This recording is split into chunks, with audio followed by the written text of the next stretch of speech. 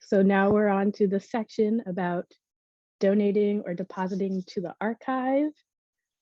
But first I will briefly introduce myself. I am the outreach archivist for NUIM. My name is Elise.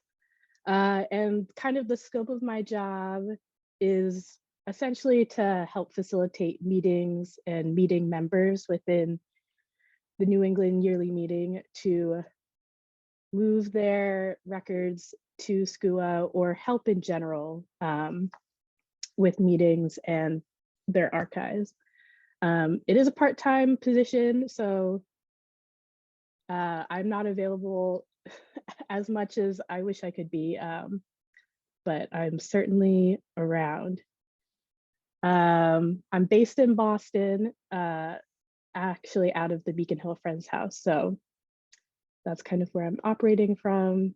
And yeah, I'm more excited to get to know meeting members, get to know meetings. I first started the position in January of 2020, so that kind of put a real hinder on how much I was able to do.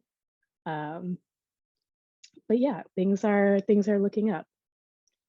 So now we're gonna get into the nitty-gritty of actually what does it look like to donate to the archive. So the first big thing that I'm going to talk about is what to send to the archive. So this presentation is tailored towards New England Yearly Meeting and SCUA, and specifically the policy that the Archives Committee put together. So these are the specific areas of interest that we're looking at. So minutes of meeting for business, kind of the biggest one. Then we have vital statistics. So this can look like anything from membership records to marriage records. Yeah, anything documenting the life of the meeting. We have indexes to minutes or vital records. So this will be more important for older sets of minutes. So if you have like print copies that take up volumes and volumes, having an index that maps what is there is really important. We have committee records. This is up to your meeting, which committee records you feel you should send. Newsletters, those are really great. Deeds, property papers, and trust records. And then we have visual and audiovisual materials. So this is photos, art pieces, recordings, video recordings. I was actually talking to someone recently about donating their past marriage certificates, which are often beautifully done with calligraphy and art. So those are definitely like an example of visual materials. Websites is on here. So if you're meeting owned and operated an older website that you want preserved, that is also an option. Then we have serial magazines and journals, either published by Yearly Meeting or have something about New England Yearly Meeting within them. And then the last is personal papers. So these are papers of a specific person related to like their Quaker life or their life associated to a meeting. So these aren't records that are kept by a meeting. These are papers kept by an individual that can also be donated. I also want to reiterate this presentation is recorded. So if you don't feel like taking notes, you don't need to, you can refer back to this. The slides will also be shared, so you can refer back to the slides. Yeah, okay. So what not to send? Stuff that isn't important, but you don't know what to do with. the archive doesn't necessarily need that. Rough drafts and duplicates, we are already talking about final copies. You should only send the final copy. Newspaper clippings and reference materials. Newspaper is not good to keep in an archive, and reference materials can go out of date really quickly. So archives often don't collect those. And then routine correspondence and routine financial documents. So this is specific to meeting records. The archive doesn't necessarily need those. But if they're in your personal records, that's something different. So you have all of your materials, you're looking at them, and you're thinking, what do you need to do to donate them? So the short answer is you don't need to do anything. You could just pile them all up in a box and send them to SCUA, and SCUA could handle organizing them and taking care of everything. The longer answer is if you do want to spend time and really know what you have, you could take the time and make a survey, make a box list and all that, but it's not necessary. You don't need to do more work than you want. Yeah, you don't have to be perfect. You can send in things in kind of whatever condition that you have them, if you just want to transfer them. But like neatening them up is always appreciated by an archivist who will receive them. So if you do want to take the time to really get to know what you're going to send, this slide, I'll go through kind of like the ideal. So ideally, we would want, if you're doing a physical donation, you would want the paper-based records to be in labeled folders. Ideally on acid-free paper, that's a big ask, so it's not necessary. You can use whatever paper you have. The minutes should be arranged chronologically and contain all the records that relate to that specific meeting. And a basic inventory of the files, like the file titles, on a separate sheet is also appreciated. Another thing is to not use staples. Archivists will remove the staples when they get them. So you don't have to staple all the papers, you can just put them in the folders. Okay, so you've done all of that work, you've gathered your materials, and you're ready to get rid of them. What do you do? So that's when you kind of talk to an archivist. So some archivists accept records on deposit, some only take donations, and specifically for NUIM and SCUA, we have a set gift agreement that they will take, and I'll talk about that more towards the end. This is kind of just more general information. Some repositories prepare a receipt that detail the agreement. NUIM doesn't really do that. We kind of have the gift agreement and that's set to go. And like we were mentioning, some records you can set an embargo or a restricted amount of time to. So that's something to think about at this stage as you're packing up your materials, to denote which ones you would like to be restricted. And then down here, I have, this is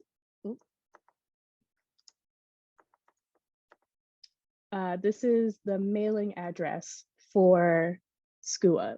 So if you're doing a physical donation with papers or whatever physical materials you have, you will be sending them in by mail to this address.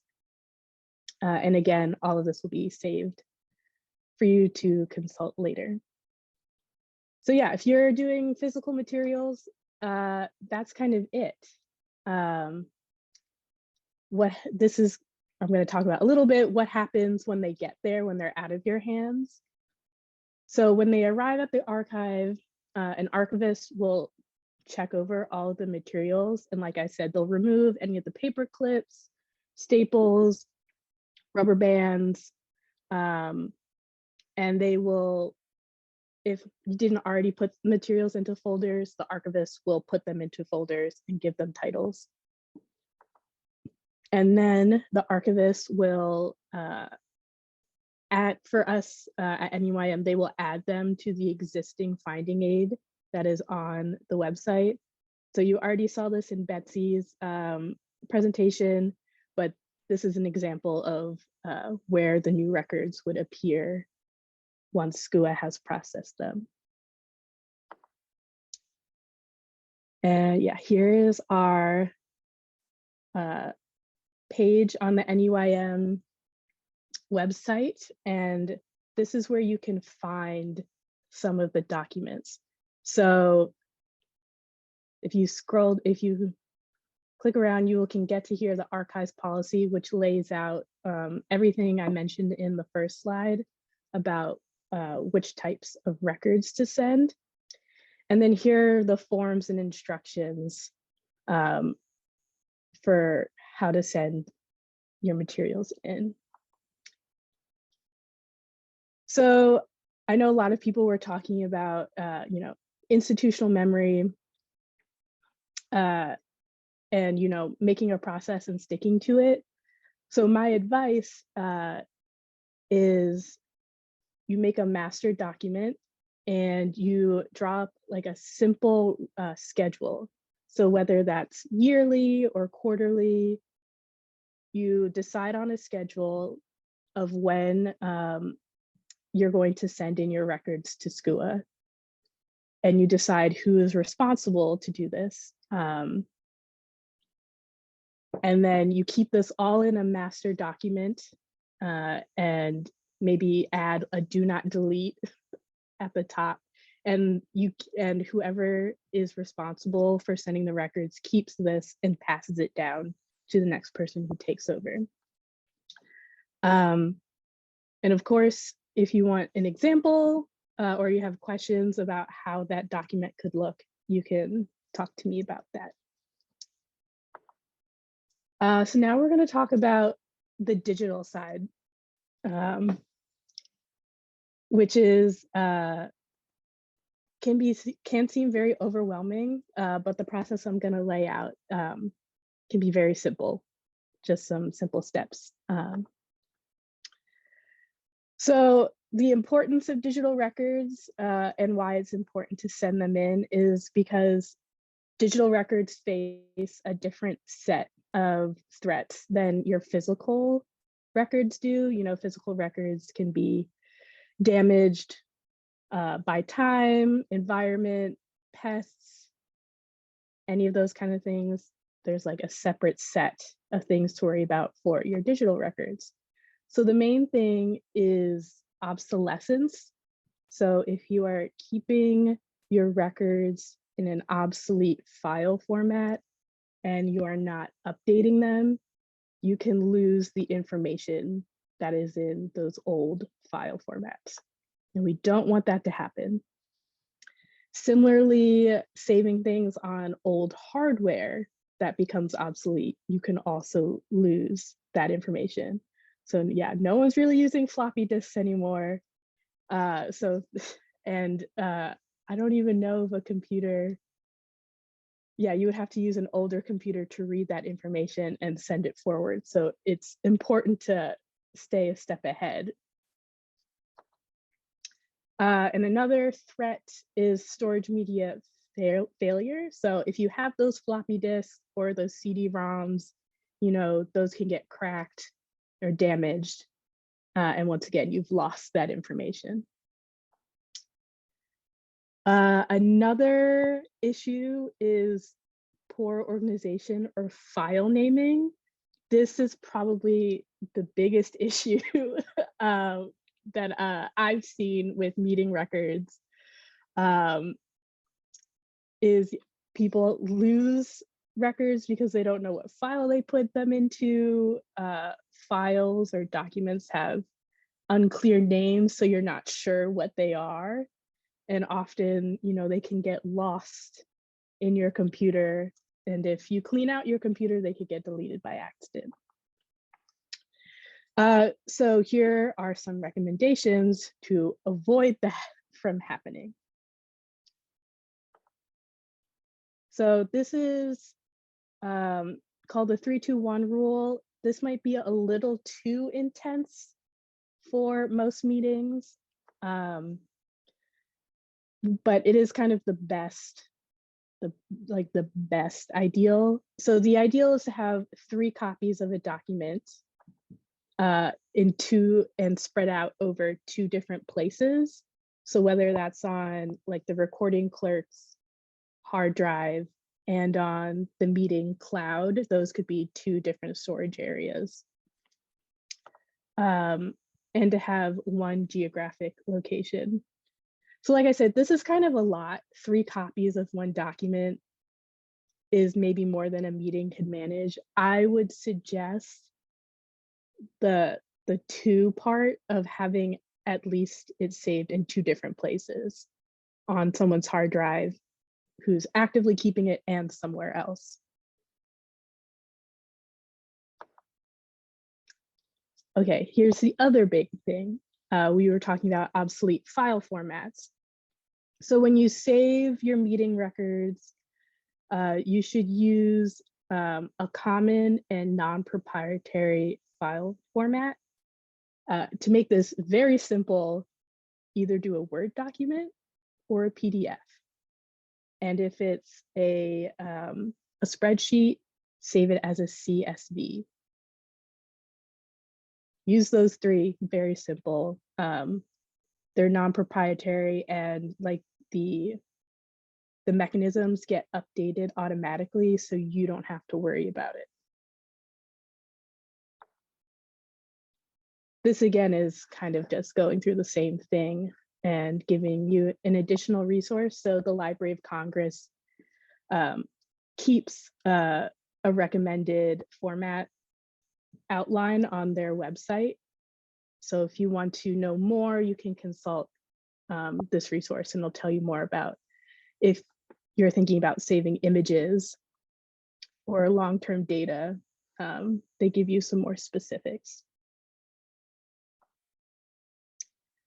So another thing to consider are terms of service and lifespan. So for example, if you are publishing your newsletter on Facebook, and that's where you're counting on keeping like your digital copy of the newsletter is through your Facebook page, you want to have a backup for that, because Facebook is a separate entity, and once you put something on there, they then can have control of it, which means you might lose control of it. So it's always best to not rely on a third party service, because you can lose access to your own materials. I have some examples here of ways to, these are like ways to recover digital materials is through an archived website. So I know I've talked to some meetings who do keep, their things published on their website. What happens if that website goes away? There are ways to retrieve that information. And these kind of just show you that you can do that. So there's the Wayback Machine, and the Swarthmore keeps another mechanism that you can pull back stuff from an old website. Yeah, so this is old website from 2005 that you can recover materials from, which is a useful thing to know if you know that your meeting has an old website with information on it. Okay. So I'm going to take a pause right here before I go forward with more nitty-gritty about file names. Does anyone have any questions? You can put them in the chat.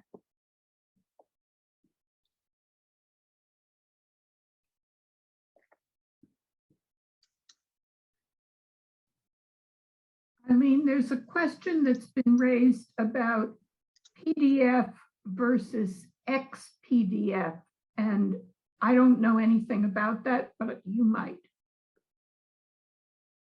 Yeah. In my experience using the base PDF file format is kind of the best. It depends on what specifically you're archiving. For regular text, so like your general meeting minutes, using a regular PDF file is fine. Yeah.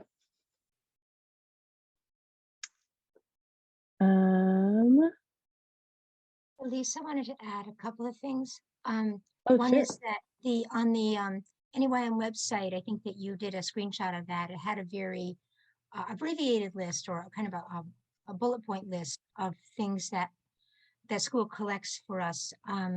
But if they go down on that page, the full archives collection policy is there as a download, and it has more detail about what is meant by each of those things.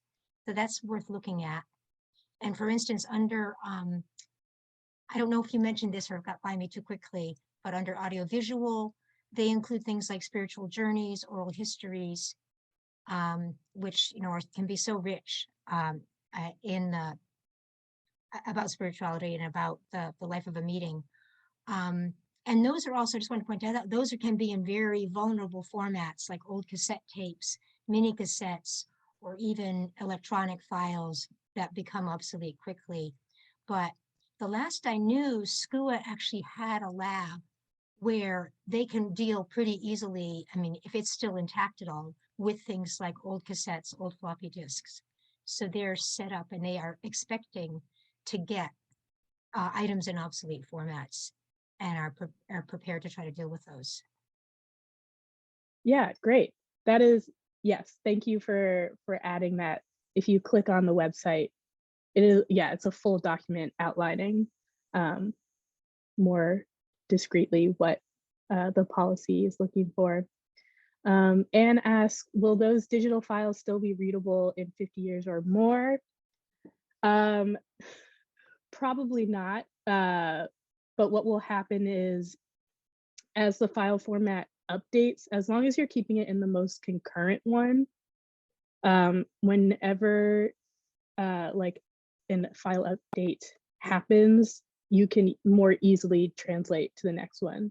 So for example, if you all recall, when Microsoft went from a document to the DOC ending to DOCX, you would probably saw that you had the option to convert it to the next one.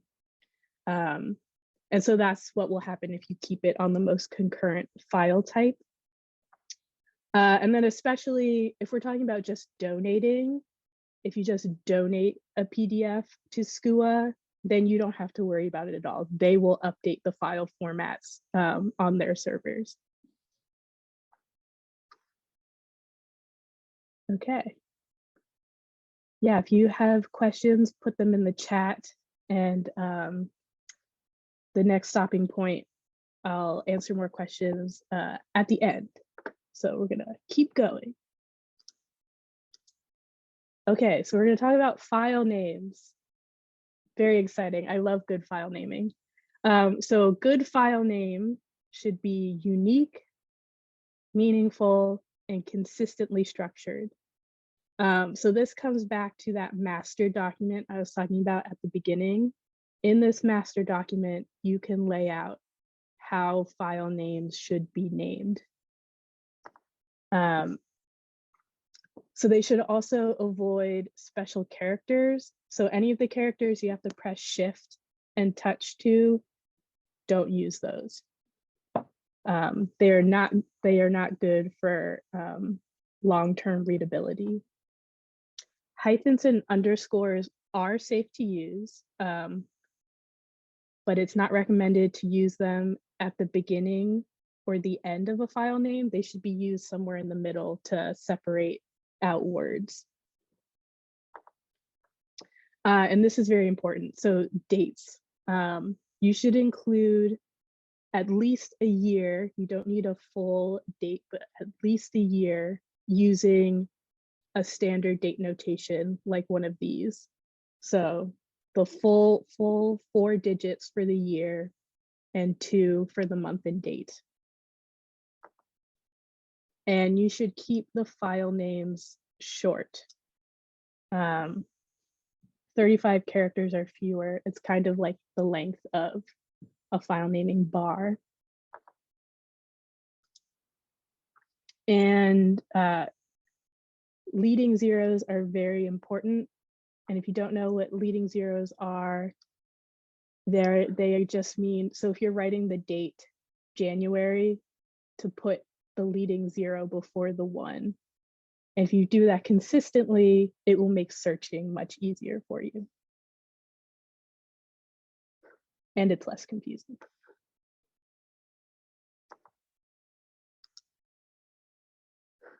So same thing goes for folder naming. Your folder names can be more lengthy, but you should have some standardized file naming, some folder naming rules.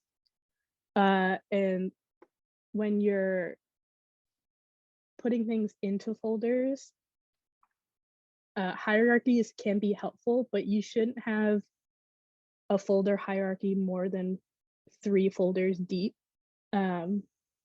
And what I mean by that is if you're clicking into a folder and then you have to click into another folder and then to another folder, you shouldn't do that more than 3 times, because then you're making a very deep access point to your files, which is not good for organization. Okay, so now we're back at donation again, this time for your digital records. So the process that I have right now is to first contact me when you're ready to, or even if you're thinking about donating your digital materials. And I'm gonna give like a very brief overview, and you can contact me, email me, and we'll set up like a more formal time to go through the steps. But yeah, talk to me first and then have your documents ready to go. So again, have them in a PDF or a doc, a Word doc, saved, and your file names should be all together. So here I have an example of what a nice, tidy file name can look like. So here's we have the meeting Swarthmore, monthly meeting, minutes, 2018. I understand what it is, very clear. And you can just copy and paste that format and change out whatever details are necessary. So the year, you could replace minutes with committee. Oh, sorry about that.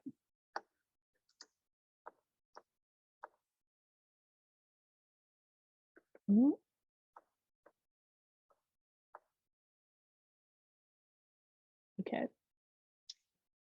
Okay, so once you have your files and your documents all together, you can, then we email again and you tell me they're ready to go. We use a service called Box, which is very similar to Dropbox. So basically you just upload the digital files into a shared folder on the cloud, and then I see them, and then Aaron Rubenstein, my colleague at SCUA, sees them, and he takes them and they get ingested into SCUA, and then it's done.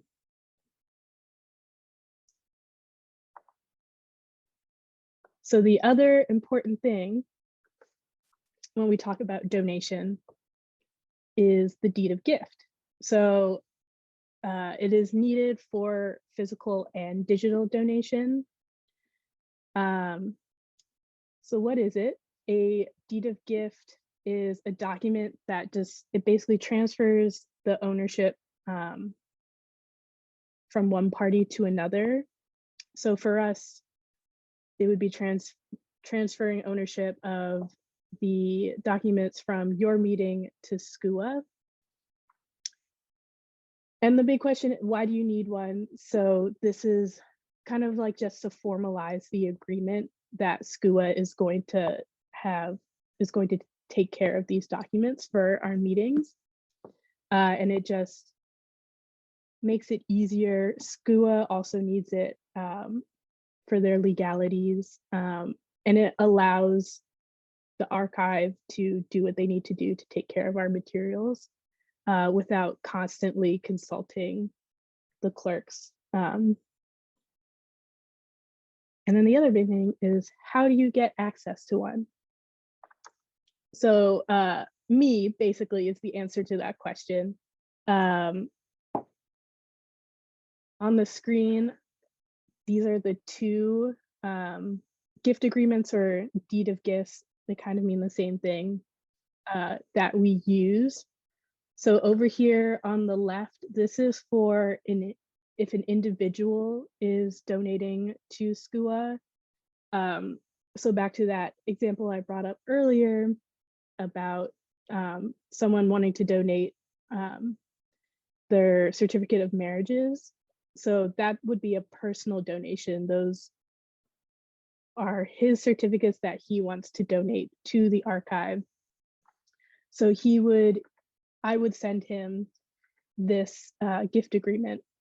And so you can see down here, we have the option of, you can click either of these. So if there are materials that SCUA sorts out of the collection, you have the option of SCUA disposing of them as they see fit, or they can return the materials to you.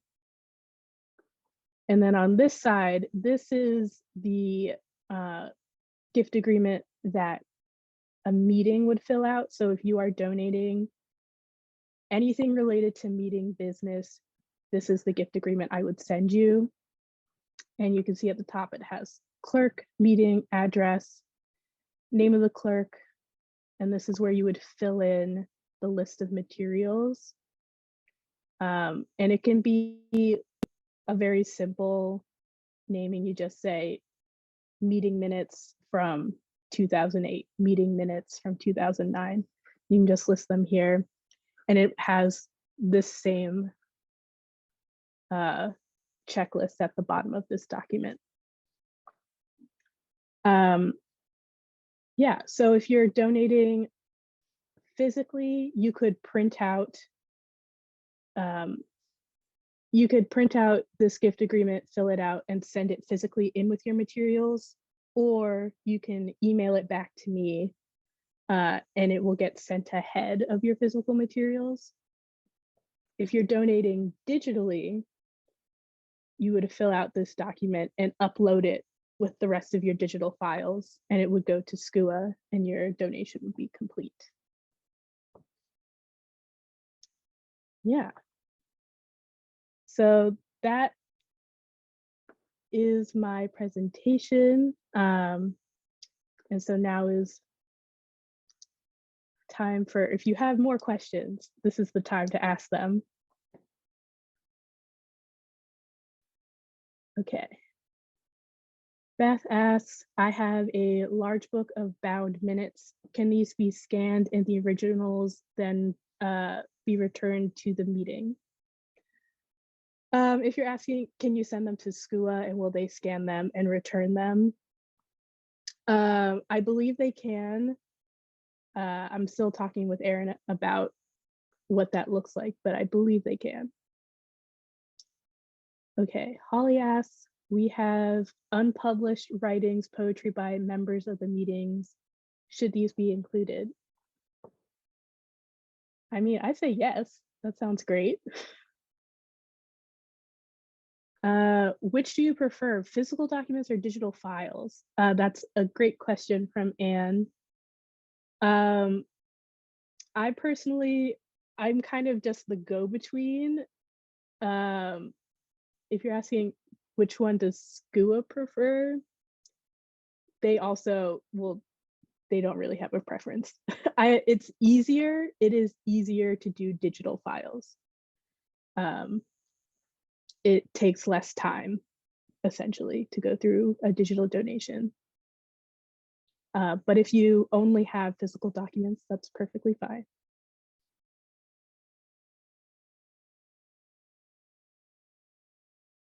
Okay. Holly asks, we have autobiographies written by members that are published. Where is their place in all of this? So if they're like physically published books that exist, in that case, I would say to check, because often NUIM might have already had those books when the collection got transferred to SCUA. So the books wouldn't be in the archive, it would be in their library catalog. So you could check there, you could ask me and I could check for you. And then I could ask them if they would like to have a copy, because that's good material to like fill out the bulk of our collection at SCUA. So Eileen asked, could I talk about how to fill out the deed of gift? If this is an example that she's giving us, if you had 5 boxes of stuff from the 1930s, that's great. So I'm just going to go back a slide to this area here. So if you really don't know what's in the 5 boxes and you just want to send it off and you want to do the bare minimum, you could just write 5 boxes of file or 5 boxes of documents from the 1930s and leave it at that. If you have an inventory of what's in the 5 boxes, you could list that here. So it would be box 1 has this, box 2 has this, that box 4 has that.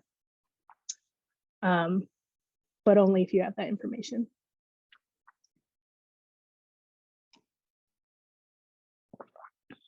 Okay. Betsy asked the bound volume. Okay, she's just answering that. Elise, yeah. could I just make one additional comment? It sort of shows, but this is where if you have materials you want to keep embargoed, that you specify in the deed of gift. Yes. So right just down here for people to know that that question will be in front of you anytime you fill one of these out. Thanks. Yeah, thank you. Beth asks, is there a format that is easier for researchers to search? e.g. PDF. PDF, yeah, is easier to search. You can do a Control F and search within the document very easily. And PDFs are also good because Word documents are live, so you can type into them and move things around, which you do not want to do, whereas PDF is a static document that you can search into.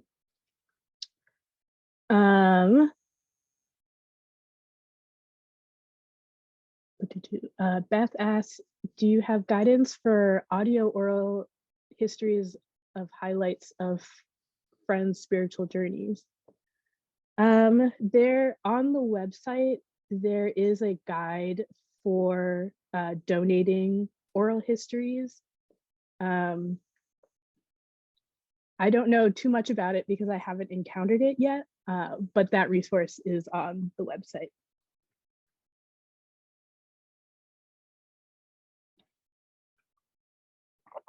Okay. Holly asks, when keeping local meeting or committee documents, would they need to have the meeting name? Ours has 5 characters or 15 characters. That's a great question. This goes back to kind of that master document that you would keep, because you could abbreviate your local meeting or your committee name. But if you choose to do an abbreviation, it needs to be a standard abbreviation that will be used across all the file names. So keeping track of it in a master document would be very important. Suggestions for photo albums from Mary.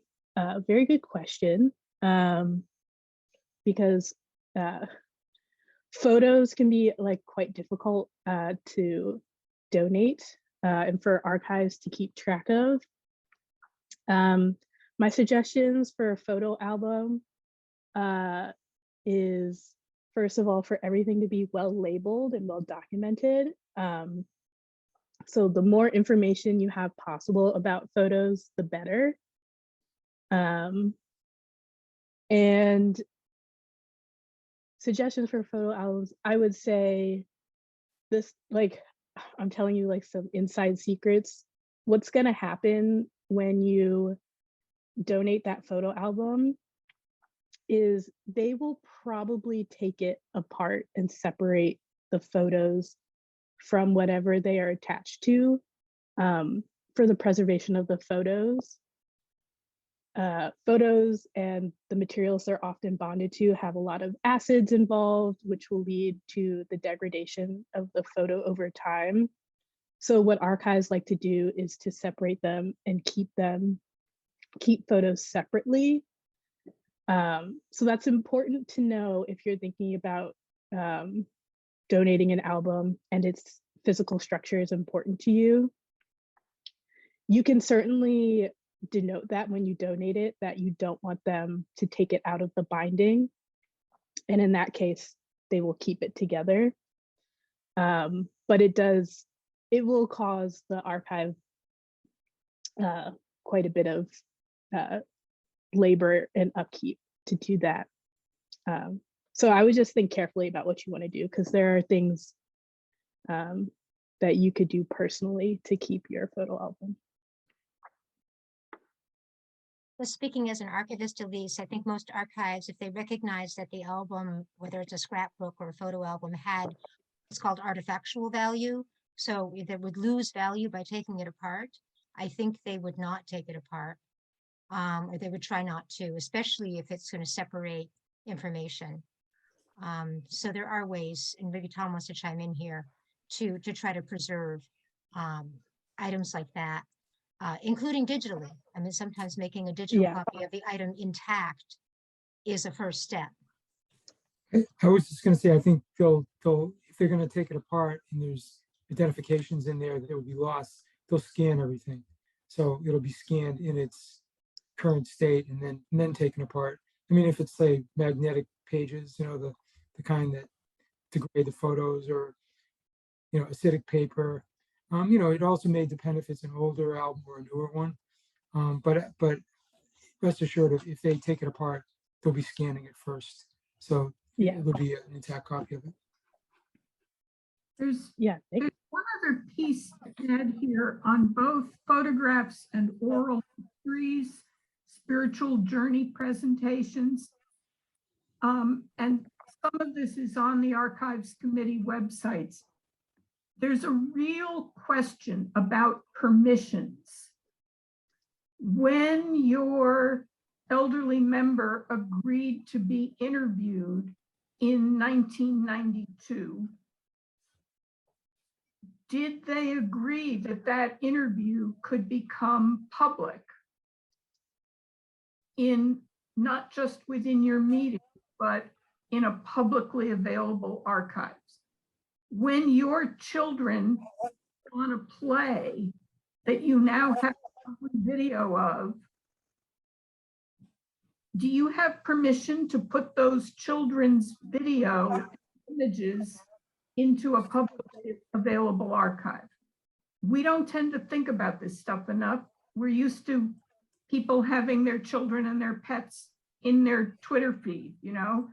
But there are some significant privacy issues and publicity issues. And so for photographs, videos, oral interviews, the issue of permission needs to be paid attention to in a way that it doesn't for official monthly meeting minutes.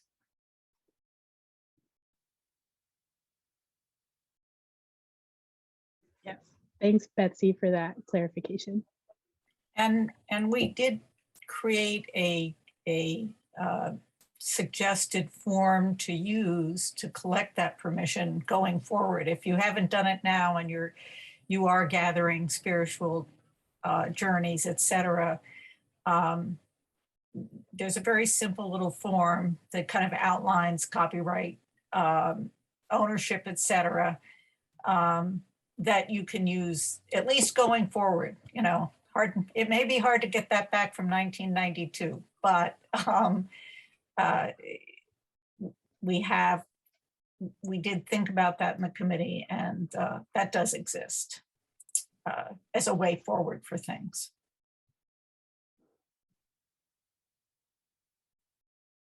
Yeah, got a couple more minutes. So if you have some more questions, you can feel free to ask.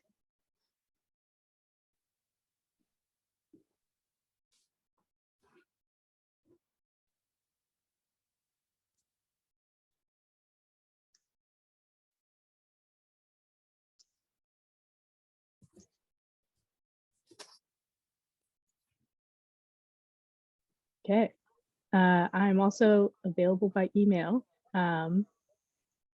at outreacharchivist@neym.org.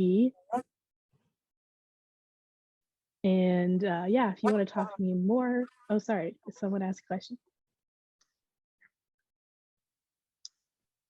No. Yeah, so if you have any other questions, you can email me. So is there a means to cross-reference materials between other Quaker archives or such as the Black Quaker Project? Yeah, so this is kind of an ongoing issue that the Archives Committee has talked about, between, yeah, cross-referencing between Quaker archives and even non-Quaker historical societies that have Quaker materials. So part of what I'm working on right now is basically the only option right now is compiling a list of where things are, but we're working on newer things. So I don't know if Tom wants to talk about this, but there are places where you can search archives in general for Quaker material, and it will link you to repositories that have those kind of records.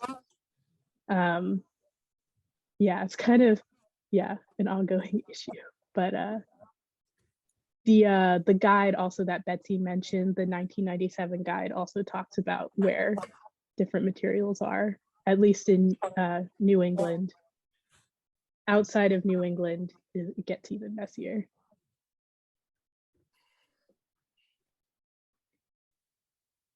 I think the one place people were using was Archives USA. Is that still functioning? I mean, I haven't used archives for a little while, so I'm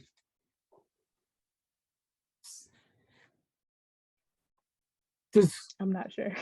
Yeah, does SCUA link to any other places? So If you go into the finding aid for the yearly meeting records on SUA, at the bottom of the page, it does link to the other historical societies. So mostly Rhode Island and Newport. I think Maine is also mentioned.